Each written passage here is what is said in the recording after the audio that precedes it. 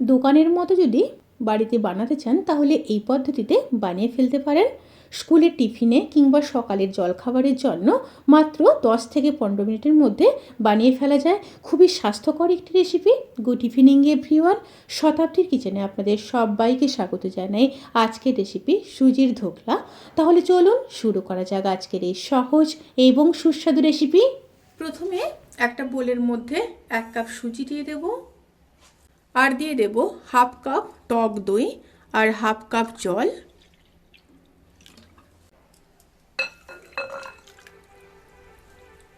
দিয়ে খুব ভালোভাবে মিশিয়ে নেব।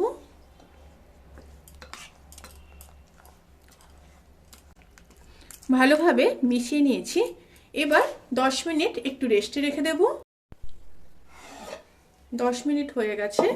এবার একটা মিক্সিং বোলের মধ্যে দিয়ে দেব।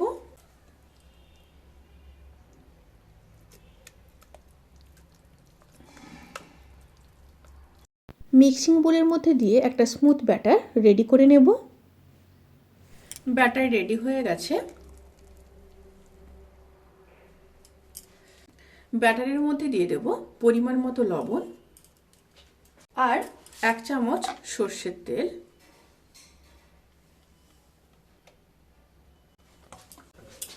দিয়ে মিশিয়ে নেব। খুব ভালোভাবে মিশিয়ে নেওয়ার পরে ওপর থেকে দিয়ে দেব 1 প্যাকেট ইনো। দিয়ে সামান্য জল দিয়ে দেব। দিয়ে আবারও খুব ভালোভাবে মিশিয়ে নেব। খুব ভালোভাবে মিশিয়ে নিয়েছি। আর একটা কথা বলে রাখি, আপনাদের কাছে যদি ইনো না থাকে এখানে আপনারা বেকিং সোডাও ব্যবহার করতে পারেন। এখানে বেকিং সোডা 1 চামচের 4 ভাগের 1 ভাগ ব্যবহার করবেন। এবার একটা প্লেট নিয়ে নিলাম। প্লেটের মধ্যে সামান্য তেল দিয়ে দেব। তেল দিয়ে হাত দিয়ে তেলটাকে চারিদিকে খুব ভালোভাবে লাগিয়ে নেব। এবার ব্যাটারটাকে এই প্লেটের মধ্যে দিয়ে দেব।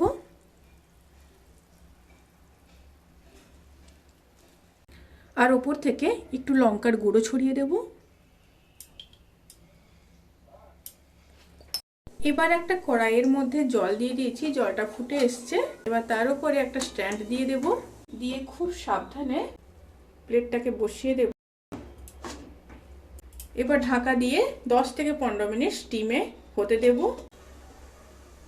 10 মিনিট স্টিম দিয়ে নেওয়ার পরে একটু দেখে নেব। দেখুন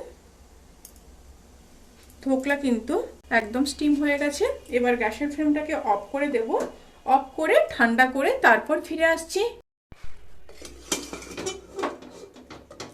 ধোকলাটা একদম রেডি হয়ে গেছে। এবার একটা ছুরির সাহায্যে কেটে নেব।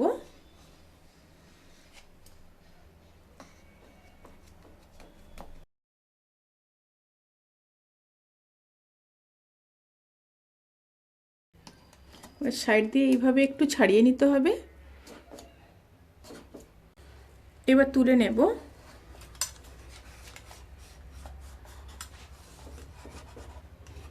এইভাবে